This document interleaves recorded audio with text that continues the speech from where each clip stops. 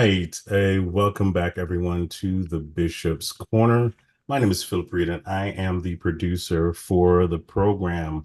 Tonight, we're doing something a little bit different because we have these great and amazing guest panelists on our program tonight. And we're talking about being a man, basing it on the song To Be a Man from Dax. And so we're going to be featuring that tonight. But we have a few gentlemen on here that have some great men's programs that we want to feature for you. So I'm just going to introduce them now. First, I'm going to start with Lowe's Moore. Lowe's, please join us and tell us a little bit about who you are and what you do. Well, the chair of the King Movement Westchester chapter and part of a national chapter with the president and founder being Chris Broussard, who's a part of the Fox Sports One network, analyst for the NBA as well. And back about 7 years ago, he started this King Movement around men, which means, you know, uh, we meet monthly in terms of Westchester, trying to get men to number one, fellowship. Number two, have an impact in their families, in their churches, and also in their communities as well. So for more information, man, you can reach out to me at lowesmore.com or lowesmore at 914-774-6659. Thank you so much, Lowe's. Want everyone to please do your best and reach out to him to get more information on that. If you are in the Westchester area, this is especially for you. So make sure you reach out to him. Next, we're going to talk to Mr. Drew Deraney. He's going to tell us a little bit about his program on what he does. Absolutely. So imagine having crystal clear knowledge of your purpose in life, where you make confident decisions and you're productive, assertive, and at peak mental health. I have a men's group that I host where I do support and guide men to tap into their natural power of through self-discovery, so they can write their own story and live the life that they want to live. The platform for my Mindful Man men's group is a safe space for men to be honest, be vulnerable, without judgment, without assumption, and without shame, and without unsolicited advice. It's a very safe space. It's all virtual. And if you are interested, you can reach me at drew@profitcompassion.com. My mission is really to reduce the divorce rate in this country, the male suicide rate, and mitigate family financial loss by enhancing our communication and our relationships. Thanks for the platform there, Phil. Awesome. Thank you. Thank you, Mr. Rainey, for sharing that. And last but not least, we have our own Apostle Lucien Rojas. He's having an amazing, amazing event in June. We're going to give him a second to talk about that. Go ahead, Apostle. Yeah, in June 1st, we'll be having an empowerment breakfast, and it will be taking place at the church. It starts at 9 a.m. in the morning. It will be a sumptuous meal. The tickets are only $25. We're taking a holistic approach. You know, Jesus says, teaching all things when he was leaving, he said, teach them to observe all things. And I believe one of the most balanced chapters in the Bible is Ecclesiastes chapter 3, a time and a purpose for everything under the sun. And I feel somehow we lack in the area when it comes to financial literacy. People are struggling so much. And it is said that 22% of Americans don't have a savings account, 44% doesn't have $1,000 emergency fund. So we want to highlight investing. And when we invest, we expect a ROI, a return on our investment. It will be a breakfast with a difference. So seats are limited, and you would like to join us, feel free. Awesome. Thank you so much, Apostle. Really appreciate you investing in the community in such a mighty and powerful way. All right, so we're going to play the video now that we're going to be discussing so that our audience can kind of understand where we're coming from as far as our discussion tonight. So stay tuned.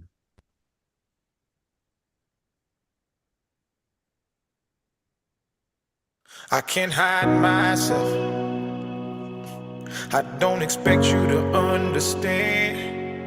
I just hope I can explain what it's like to be a man. It's a lonely road, and they don't care about what you know. It's not about how you feel, but what you provide inside that home. Being a man is what you make it.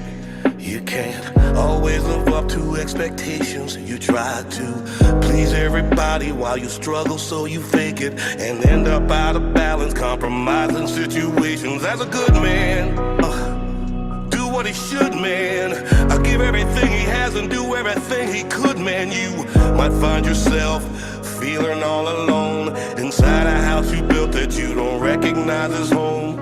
And that's what my daddy told me, and I'll tell my son the same. Now that I'm older, I relate and I actually feel his pain. He never cried, he might have lied, but he did not complain. And he said, son, one day you'll have to do the same. I get emotional when I stop and think and I look around beyond the county lines of my small town. I think about all the men out there who feel like I do now, who are screaming on the inside but won't ever make I a can't sound. hide myself. I don't expect you to understand. I just hope I can explain what it's like to be a man. It's a lonely road, and they don't care about what you know. It's not about how you feel, but what you provide inside that home. Don't give up, keep fighting. As a man, our sun is our horizon, and our father's actions play a role, and we end up like them. So they can't let us see them hurt, cause we'll embody what they do and start a generational curse. No wonder most men are so depressed, all the things that they can't express. They go to war, get thrown on the shelf, then go back to war with their mental health. Then grab that bottle and ask for help, try to pull themselves out of hell, then fall back down and then realize that they're gonna have to do it themselves. It's the circle of life. As a man you provide, they don't know what you're worth till the day that you die, and that's when they start crying. Then move on to a man to confide in. That's why we feel we can't hide ourselves. We can ourselves. We don't expect you to understand. We just hope we can explain what it's like to be a man. It's a lonely road, and you don't care about what we know. It's not about how we feel, but what we provide inside that home. Inside that home. That home. It's not about how we feel, but what we provide inside that home. Inside that home.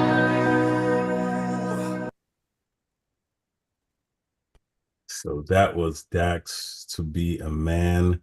Now we're going to start our discussion and introduce our infamous, most wonderful host, Mr. Bishop Herbert and Scott. Bishop Scott, come on.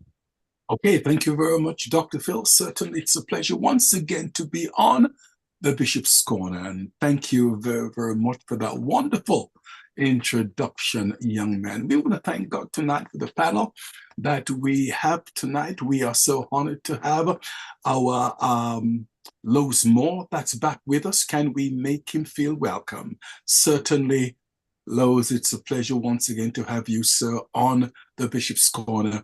Next, we want to thank the good Lord for the apostle that's with us tonight, Apostle Lucien Rojas. Man of God, thank you very, very much for weighing in again on the Bishop's Corner. Next, we want to thank the Lord for our Drew Dorini that is with us on the Bishop's Corner. And certainly, Drew, it's always a pleasure to see you. And next, we want to thank the good Lord for Resean Thrower that is back with us. Can we make him feel welcome? Now, we do thank God for the men, and I do see a lot of handsome, handsome gentlemen that's with us. But tonight, we do thank the Lord that we have a beautiful young lady, and that's why I left her until last. Tatiana Rennie. Miss Rennie, certainly it's a pleasure to have you on the Bishop's Corner. And young lady, you make us all look so good tonight because of your presence. Thank you for weighing in. Okay, well, tonight we have another great program that's awaiting for us. And we are dealing tonight with emotional resilience and manhood. Emotional resilience and manhood. And let me begin with question number one. And that is, how does DAX employ vulnerability and emotional resilience in to be a man? Let's put that question, first of all, to Resean. My friend, how say you? Well, first of all, thank you again for having me on, and thank you everyone for allowing me to be graced with your presence. With the emotional vulnerability, I mean, he's opening up, explaining his innermost feelings of just what he feels it is to be a man. Just he says we can't hide ourselves, and I wouldn't expect you to understand. And just example after example after example, he's just showing that as a man, it's really tough to open up to your loved ones. And if we would open up to you and tell you all these things, you would look at us and wonder, like, how do you even go forward with all these feelings going on inside of you? So that's one of the main things that I saw and that I get from the song when I think about the emotional vulnerability of Dax. Thank you. Let me ask you a question, Resean. Why do you think men have this inability, this difficulty in opening up? Because as a child, when we would fall, up until we were around 4 or 5 years old, it was okay to cry, it was okay to open up and express your feelings. But after that, it was suck it up. You'll be all right. Rub some dirt on it, things like that. And so we just grew up with that as men, and even now, it's really, really tough for a lot of men to express their feelings and to open up, even to the people that they love the most, their children, their wives. Like, the only time men cry is when their favorite sports team wins the championship, or the birth of a child, and even then it's just a single tear, and then it goes right back up because we don't want to show vulnerability. Thank you much, young man. Thank you much.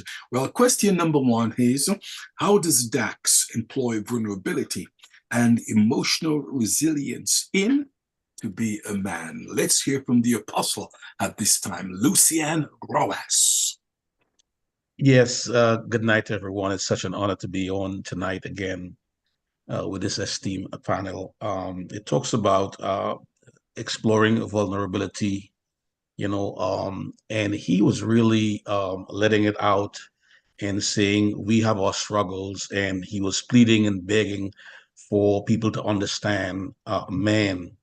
We are less emotional than women, so to speak. The word of God talk about man as being the stronger vessel. We have more biceps and triceps. But in the beginning, God said it's not good for man to be alone. And even though we can show biceps and triceps and be tough on the outside, there's something called the inward man. And sometimes we are burning up and we are dying and crying on the inside. But we keep it, we bottle it up on the inside and we keep it in. And I personally myself has been through some stuff. And even as a leader, as a pastor, I find it sometimes difficult to be transparent to a point, because even in your transparency, you could be misunderstood. People can think that you're weak. People can think you're not spiritual, you're not deep. And so to avoid that, to look the part, you keep it up on the inside. And that can be dangerous when everything is on the inside. They are saying that pressure, it bursts pipes. When there's pressure on the inside. And so we talk less. Girls will get together and they will talk and they'll cry and they'll scream and they'll let it out. And we hold it up on the inside and we grind it. And we seldom don't want to cry because we don't want to look weak. So he's saying, hey, man, we go through stuff too. and we want to be understood, and we want to be loved, and we want to be honored, and we want to be respected, and we want to be appreciated too. We got feelings too. Even though we put up this facade that we are tough and we don't cry and we don't show emotion, but deep down on the inside, we want to be appreciated. It is says that isolation is one of the most deadliest thing one could experience, or even rejection. There were said people that is in solitary confinement. One guy, he gouged his eyes out. He bit his finger off. You put man by himself, you take our freedom. And some people went into prison wrongly. And thank God for DNA. After 25 years, you hear the guy came out. And have to deal with that. You can't get those years back. So while we can endure tough things, we go through a lot. And that's why it's beautiful for us to understand our spouse, and even for a spouse to understand us. So he was crying out for understanding and attention, and at the same time saying we're resilient. We bring the bacon. We go to work and we face tough things. We face injustice. We face we harassed, and we all kind of stuff. And we come home and we bounce back, and we still hold the family together. So it's vulnerability and resiliency, and I applaud men. And we draw from our environment. We are conducive to our environment. A guy grew up in the ghetto, he will display ghetto tendencies. He grew up with a single father, a mother on drugs. He grew up in the projects. And while one might come out and be a doctor or lawyer, that's not normal, but more than likely we adapt to our environment. And sometimes the environment can be tough. And any way we can help, man, and any way we can contribute. So I appreciate what Drew is doing, what Lou is doing, reaching out to man. I am doing it in a different light. Everybody has their unique lane. I'm doing it in finance. Because guess what, man? Young brothers grow up and the pants sagging, and I'm not knocking them. They grow up in a low-income area, and no sense of understanding financial literacy. And what's the next move? They drop out of school. Hey, selling drugs seems to be easy. I could drive a fancy car. And they fall into that trap, not because they're wicked or evil. They succumb to the environment. And I want to be able to say, hey, man, you could be wealthy. You could find a path in terms of financial freedom and financial literacy. So in every way or shape, we could contribute in some way, shape, or form to help man in seeking his manhood. Well said indeed. Well said, sir. You mentioned something about we burning and crying on the inside. This burning and crying on the inside, how would you say all of that manifests itself outwardly? Well, sometimes, like we had a program last night? No, Tuesday night, and this young lady in my church, she has a master's in mental health and stuff like that, and she teaches at Rutgers University and so forth. And it was so awesome. It was so powerful. She came and she just spoke. And sometimes as men, she talked about what we do to, apart from being in church. And I said, I ride ATV. I go up into the mountains and through the ravines. And when I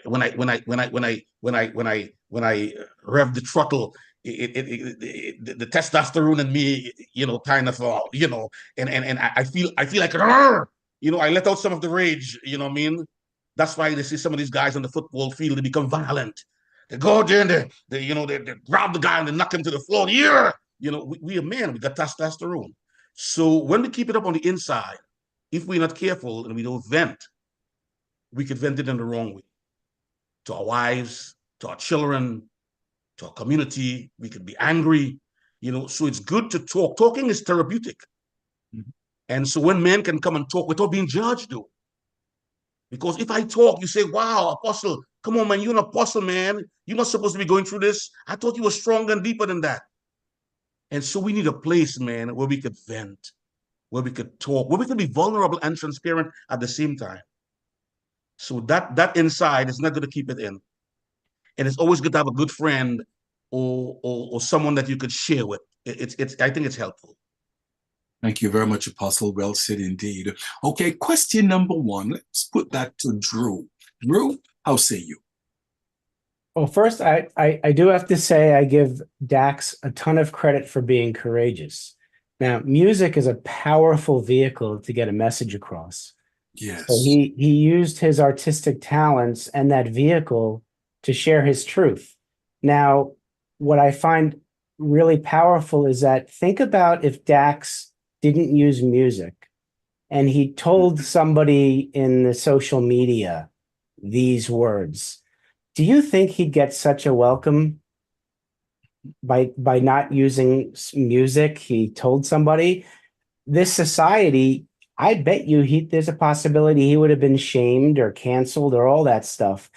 You put something in music, I give him a ton of credit because he got the message across. And he has a variety of videos out there where he has other artists come in and tell their story. He takes that second stanza like he did with Darius Rucker in that video. Darius Rucker told his story of being a man. He has a great video of 10 minutes long of about 8 or 9 different artists sharing their version, where it's all relative what it is to be a man. Now, what is very powerful with the vulnerability is, and I like to tell stories with data. 85% of physical ailments are due to unaddressed internal stress. That's a fact. And men, due to fear of criticism, are told, A, don't be masculine because it's toxic. So we're being told, don't use your God-given talents, skills, whatever your DNA, don't use that because that's toxic. On the flip side, we're told, don't be emotional, don't cry, don't share, don't tell your story because that's a weakness. So if a man fears criticism and cares what other people think, then a man chooses to suppress emotional toxins that come out in tears and also natural toxins and emotional toxins that come out when you share your story, right? So we choose to suppress them. So if we're suppressing that stuff, we're keeping the toxins inside. It manifests physically through physical ailments. You see a lot of men dying of heart attacks in their 50s. And what you're also seeing is 49% of the population in the US are men, and we're 80% of the suicides. That's the isolation piece. Causes inaction and distress. So it's all out there that we're choosing to not be our true selves because we're listening and we're fear of criticism. We're accountable now, men, to let it out. And I'm not going to use it to heck with what people think of us when we do share, because that's a blessing. When we are our authentic selves and share our emotions and our truths, yes. If people don't like us, send them a thank you note. It's a great way to filter people who don't belong in our community by being ourselves. You don't like me for who I am? Goodbye. There's going to be a million people who are going to like me for who I am. It's time to stand up and be who you are and not care what other people think of you. And I give him so much credit because this is going to go so far. Because of men like us and Tatiana, a woman who supports men and we support women. We need to develop strong men. Strong men want to be with strong women. Strong women will raise strong children, strong families, and therefore you'll have a strong society, a strong country, a strong world. And we need this. And God bless Dax for having the courage to go out there. And God bless all the other artists who are joining in on this, because we can't hide ourselves anymore, you know? So thank you for allowing me to mention that. Thank you, sir. You said something that's very important. You said that 80% of suicides are men. Why do you think so? Men are taught to suppress. When you suppress, you isolate yourself. So I've created in my mind a formula that's not in numbers, it's in words. So when you're in isolation, you create inactivity. You're inactive. You don't do things to change your place. When you do that, that leads to despair. All right. And despair leads to giving up, which could be claiming your life. Right. The opposite of isolation is connection, connection with other human beings. When you connect, you act, you create action. When you create action, that breeds desire and faith. So I truly believe the men who are taking their lives live in isolation. And when you live in isolation, that leads to despair. There's no hope, right? You take away hope. Why are we here? Let's go. You give somebody a desire to live, a great, bigger purpose, a higher purpose, and clarity of purpose in their life. They have faith that they can be something. They're not going to take their lives. And women are encouraged to share their emotions with other women. And I believe that men and women think differently. That's true. And if we know we think differently, we need to learn the thinking language of the other gender. Because if we understand how each gender thinks, we can communicate better and it enhances relationships, right? And until we break down the divide and get rid of labels and stop the divide that I think is being purposely created between men and women, between ethnicity, between black and white. They're trying to divide. They are trying to divide us so they can conquer us, right? We need unity. Get rid of the labels. Mandisa, you all know Mandisa, the Christian singer. She just passed away at age 47. Awful, but Mandisa wrote a song called We All Bleed the Same.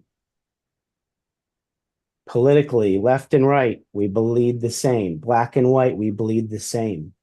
That's what we need is that unification, because unification will breed that connection, which then breeds action, which then breeds desire and faith.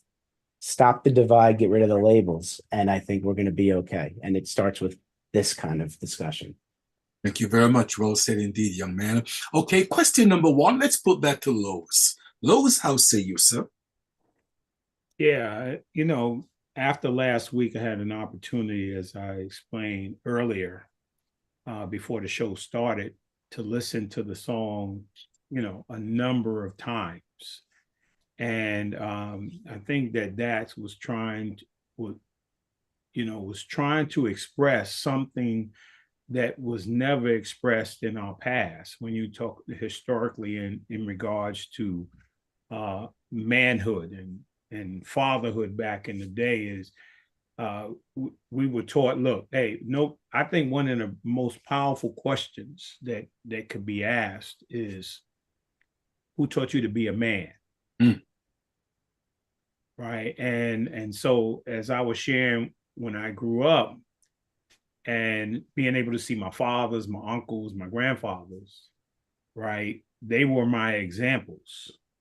And so nobody was asking them how they felt. You feel good today? Nah, nobody was asking those questions, because their responsibility in terms of their role, not their purpose, in terms of their roles historically, was to be a provider, right? And whatever it would take to be that provider, right, they would do, working, providing. And then I think a lot of that is, I think Drew said it, when you talk about suppression. I believe that a lot of my grandfather, my father, my uncles were all functional alcoholics. Right? So they worked hard. And then as a Black man, you don't know what their experience was, how they were being spoken to during the course of the day, what they were experiencing physically, mentally. And so but they would go to work, they would provide, and then on Friday night they would drink.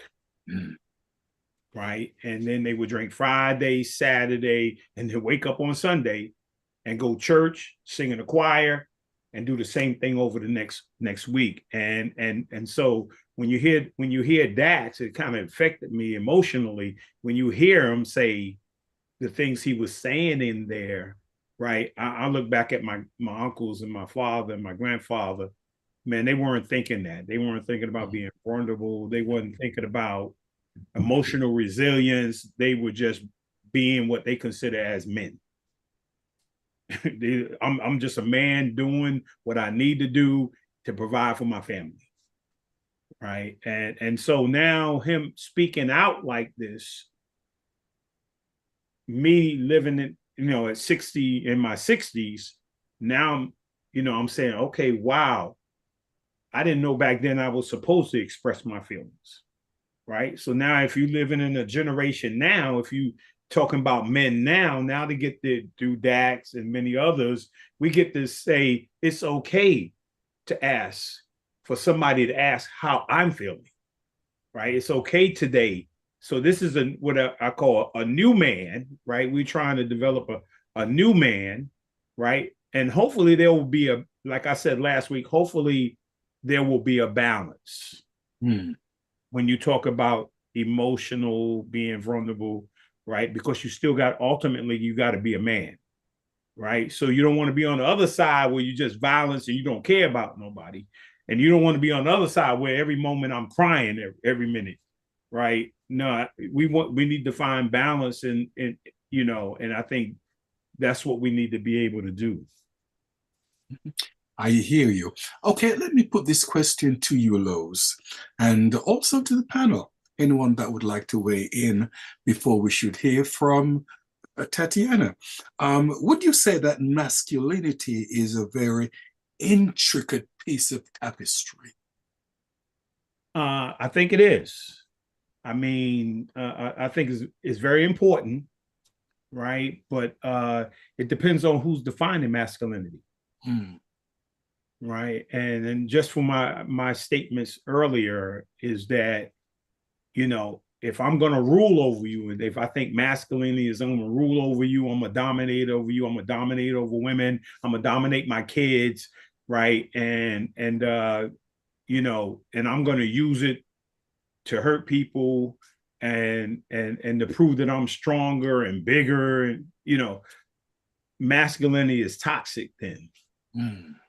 Right. But then you need to find the balance in that masculinity, right? So you can be, I had to find it in my marriage too, right? I had to know when to be able to say appreciation to my wife. I appreciate you, to say it to my kids, to say it to my son, because my father, I don't know any man who's ever said he loved me.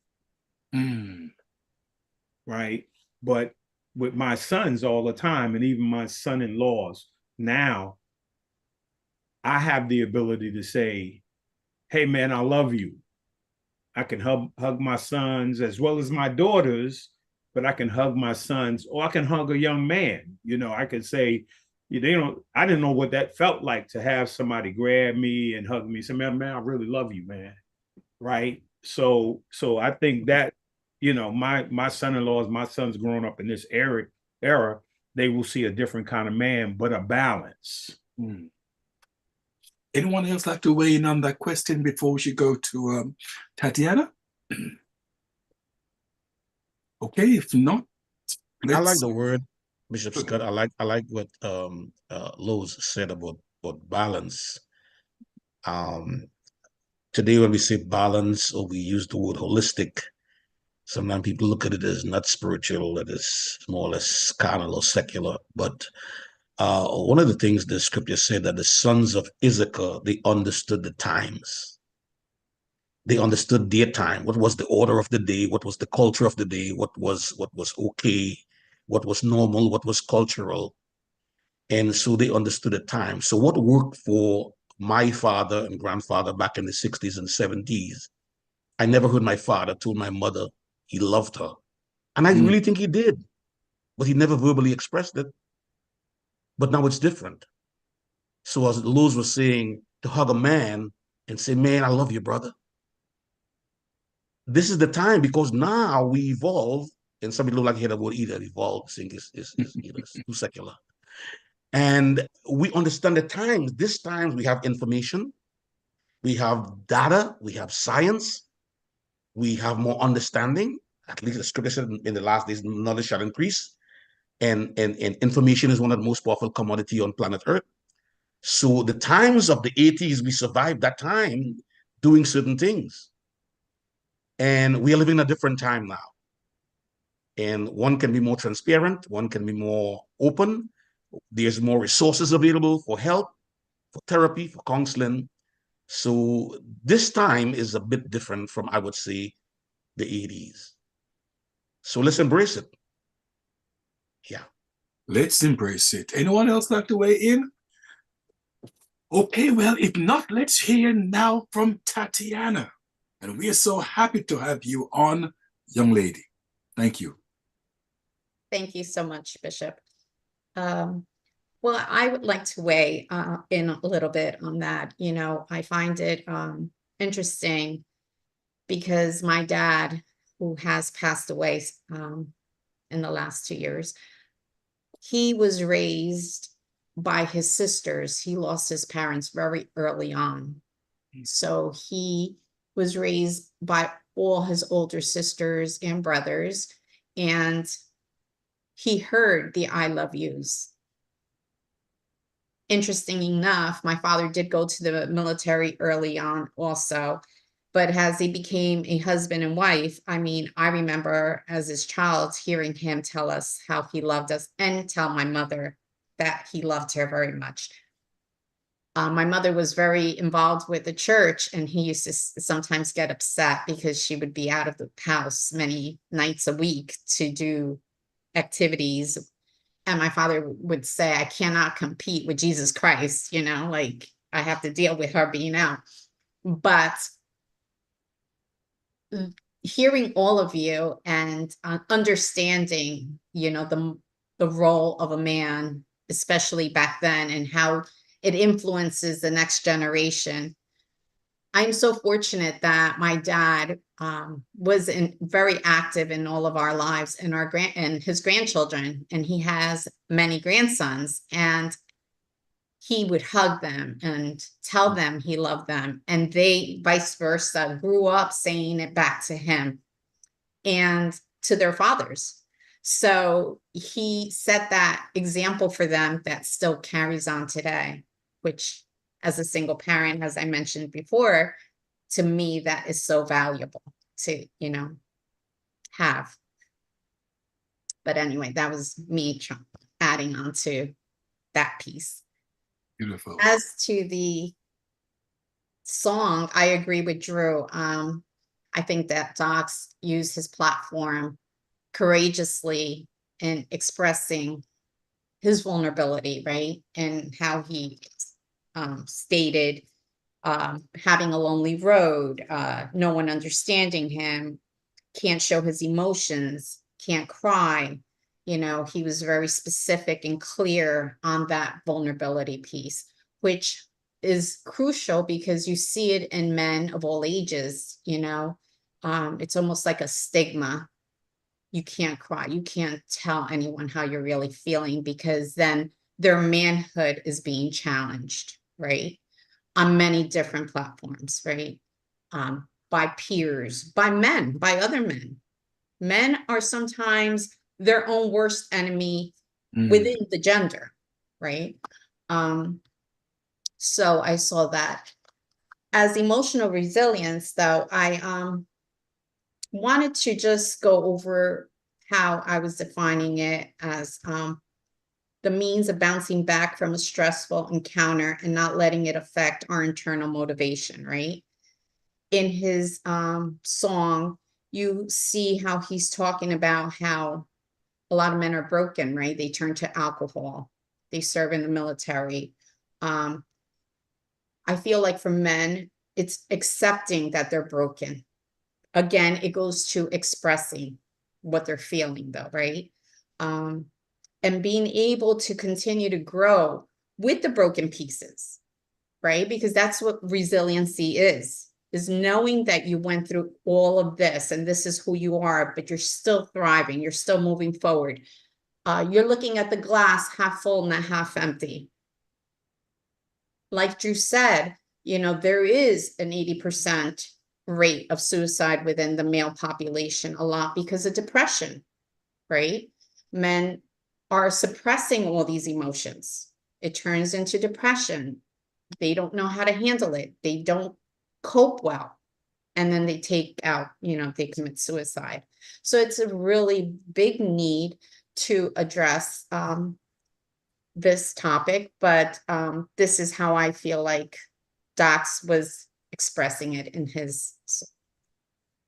Well said, young lady. You mentioned the word resilience. Okay, now, would you say that we need more of that? And how do you build resilience?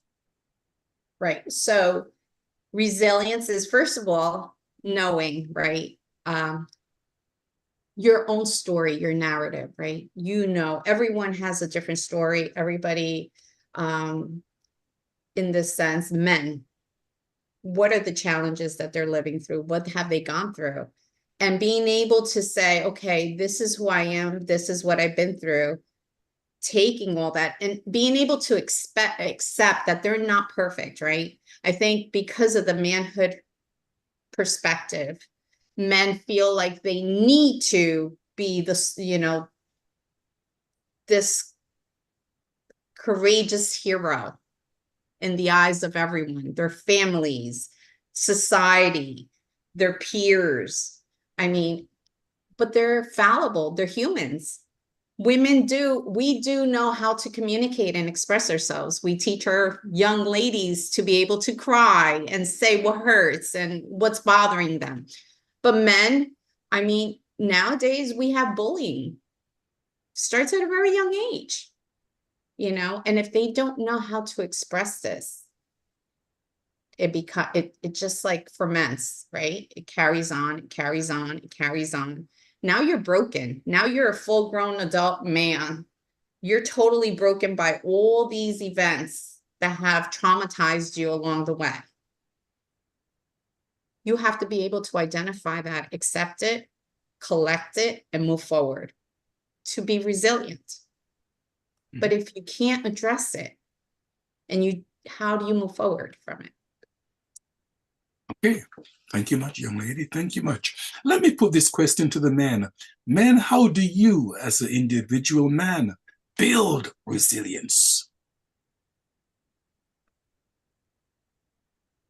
Well, you know, one of the things I was just thinking about this, about, you know, whether I was ever emotional and had to, you know, to build up to be stronger, you know, growing up in a single parent home and, you know, being trying to play sports, right? Something inside of me, I never wanted to lose, right? And if I lost a game, man, I'd cry after every game. I mean, literally. I mean, I don't care who was there. I mean, we didn't win. I didn't do well. I mean, you know, so I was used to just crying, you know. And I remember I didn't lose much after that, but between, you know, middle school and high school, and then I received a scholarship to play basketball in college. And we lost the first game. So the coach was like, I was in my locker. I was, you know, I'm a grown man now. I'm in my locker and I'm just crying, right? So the coach comes over, he taps me on the shoulder. He said, man, you ain't got enough tears. I don't know how many games we're going to win this year, right? So it made me think about that, right? Like, hey, I can't just be crying all the time. Right. Somewhere along the line, either I got to win more, I got to suck it up or whatever, but I just can't be crying all the time. So, you know, in building resiliency, I mean, it's important because you go through so much, you know, particularly as a young man. You know, I had to learn. Here's one thing that happened for me. I was like 10 or 11 years old. I'm standing in front of my building. I see my mom, right? And I know that she had been experiencing with my dad this whole domestic violence experience. So I'm standing in front of the building, and my mom says to me, "Hey, I want your dad and I are no longer going to be together. We're going to be separated. I don't know how often you're going to see him." And she says to me, being the oldest out of the family, she said to me, "You're now going to be the man of the house." And I was thinking in my head at 10, 11 years old, I don't even know what that means. But my mother said something very simple. She said, "Look, whatever your brothers and your sisters see you do, they will do it. So be careful. Choose what you do because it's important. Choose what you say, choose what you do, choose how you act, right?" And to me, she defined for me what manhood was to be responsible. Now, I didn't know at 11 was that, but then I every day I would take notice of where I would go with my brothers and sisters, what I would say when I was around them. And even to the day, my brothers and sisters will tell me that I was an amazing example for them.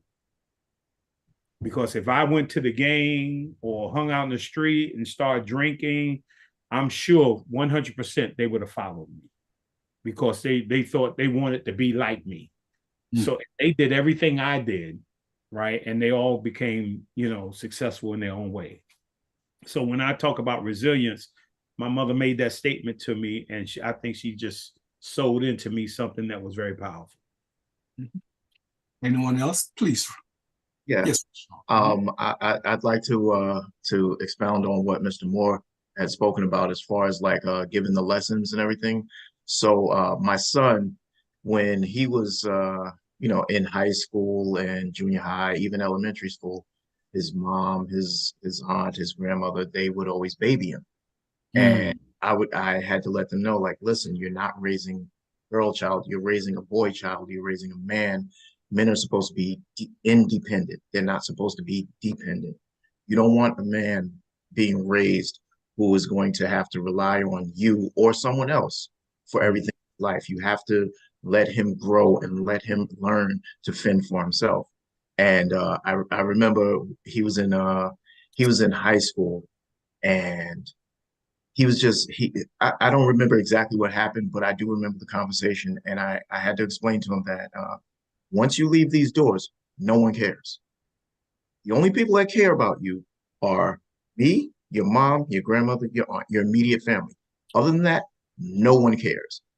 And when he got to college, he called me one night. He's like, "Dad, I didn't believe you when I was in high school, but nobody cares. If I don't go to class, if I do go to class, nobody cares. If I eat tonight or if I don't eat, nobody cares." Dude, so in teaching people to be a man, that's one of the things that we have to learn to deal with. They say God only looks out for fools and babies, right? It doesn't look out for adults. Men are taught to fend for themselves, and we have to teach that to our young men from the beginning, to be independent rather than dependent. And that's part of the resilience that we have to build up in our young men. Beautiful. Okay, let me ask you this simple question. We only have 7 minutes left. Time seems to just disappear. Yeah. And I don't want to hurt the feeling of anyone tonight, but the question is this: do women use a man's vulnerability against him? Do women use a man's vulnerability against him? Okay, Drew, how say you? All right. I don't generalize, but I am going to say that women test men. And here's what I mean by that. And this is I do a lot of interviewing of both men and women, and men cannot read women's minds. Thank God. Thank God. Many women would like to think that men can. So if a woman gets upset with a man because he didn't walk her to her car, if he's asked directly, for my safety, can you walk me to my car? Let's say you're on a date, man's going to do it. Sometimes you have to tell men right here, right straight, tell them exactly what you want. So if you ask them and tell them why, man, they're going to do it. But if you expect them to be able to read your mind, it's not going to happen. That's why the communication, I believe they do test, and maybe it's not malicious, and maybe it's unconscious or subconscious. But if you want to test a man, ask them. If they don't do it, they didn't pass the test. But if you ask them and they do it for you because they care about you and respect you, oh yeah, they'll do it. So I think Okay. they test. I don't think they take advantage of the vulnerability. I think it's testing. Seeing that we only have 5 minutes left, let's hear from Tatiana concerning that question. The question is, do women use a man's vulnerability against him? Well, I'm going to say this. I was raised by a dad who loved his girls. Mm. And I'll tell you, when I started dating, my father would not allow me to answer to a horn of any kind. If the guy wanted to take me out, he needed to get out of his car and ring the bell and come in the house and introduce himself. So I think that I'm going to respond in this way. I think it's how we are raised, both men and women. I think the piece here is communication, which is totally not 100%, right? We're exploring how communication needs to come out more from men. Men lack in this area. So I do believe, though, that there are men that are raised by amazing parents that are taught values and communication and how to treat a woman. I always say, for instance, to my sons, don't do to a woman what you would never want another man to do to your sister, right? Or to your mother, for that matter, right? So I live by, that kind of example when it comes to my sons, but there are women that would test some men, I'm sure. I mean, I have a few people that I have also spoken to, and you hear some of the tests in domestic violence. You see it a lot, right? A lot of women. There are a lot of men who are victims of domestic violence, but again, the stigma of not coming out and telling people, oh, my other half, who's a woman, just finished beating me, they're not going to say it, right? You're not going to hear it. They rather say they got into a bar fight with another man than say, oh, my wife or my girlfriend beat me. So I do think that some women may be testing, but I think they also test because that's the only way they'll know where, their partner is emotionally at, if it makes sense, right? Not to justify their means and how they go about it, but I think in today's society, there's no reason for that, on both ends, right? If women are expecting a certain behavior from a man, they can actually say that in the initial stages of dating, such as men also, right? Vice versa. Men can also express what they're looking for in a woman. So. Thank you much. We just have 3 minutes left. Resean, I'll give you 90 seconds to respond to that question. You're muted. Now I'm down to 85 seconds. The test usually comes out when there's a conflict in between the in between the sexes.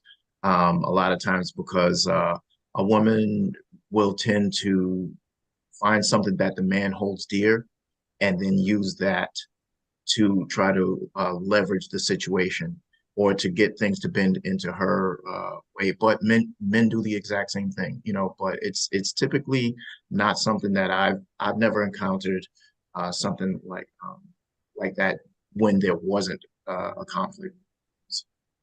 That's the only time that I can really say that I Thank you, actually sir. experienced something like that. Apostle, you have 30 seconds, sir. Woo. Hey, the part that I just want to touch on in 30 seconds is that we can't cry when life gets hard. Unconditional love for women, children, and dogs. We know that we just have to play our part, and nobody give a damn about our broken heart.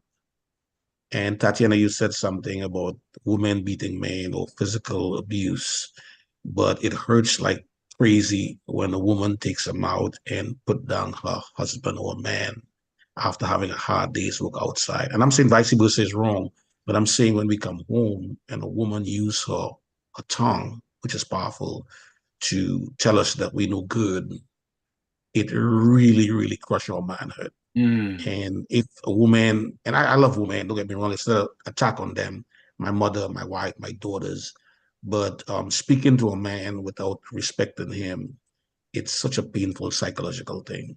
It is. Yeah. Yes, thank you much. Okay, Lowe's, you have 30 seconds, sir. Yeah, I'm going to use 15 seconds to say real quickly as a former professional athlete. I mean, you know, in that field of entertainment or even in business or something like that, man, women can, men could be very vulnerable. I mean, I've seen women take advantage of men because some men just come out, they just like nice guys, and all of a sudden, you know, next thing you know, they having a baby, and the next thing you know, you're getting rid of the guy, and you're in a divorce, and you're there just for the money. So I'm saying there are some women out there that do those things. Hey, I'll say this in a positive way, right? My wife and my daughters take advantage of me all the time. I mean, all the time. Love you, Drew. Love you, man. Listen, we've heard a lot. We've said a lot. You lying. Yeah,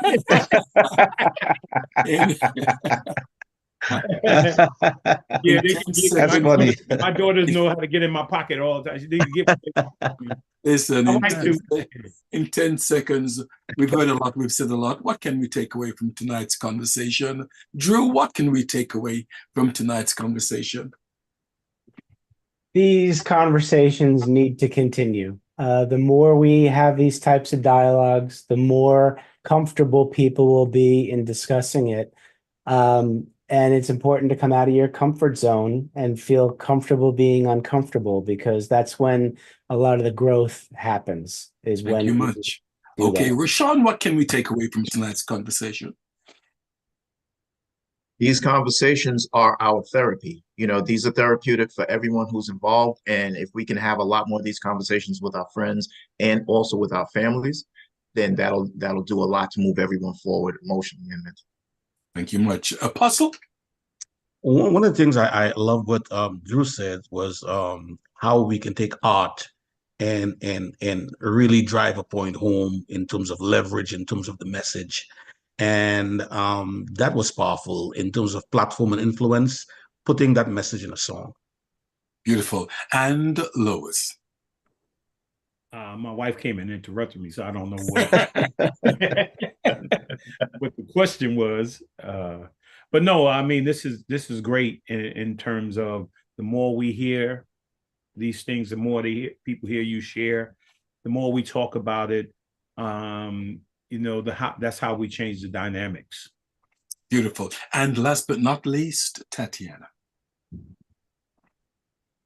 Validating the challenges that men go through and breaking away from the stigma that they've had to endure all this for years, generations, right? So I think it's very powerful, and the conversation needs to continue. Absolutely. Thank you very much. Okay, this is Bishop Scott saying thank you for weighing in tonight on the Bishop's Corner. And let us all remember that man is an intricate piece of tapestry. God bless you much. Back to you, Dr. Phil. Thank you so much, Bishop Scott. That was an amazing discussion, guys. Don't forget to catch us next week again, same time, same channel. See you again next time, everyone.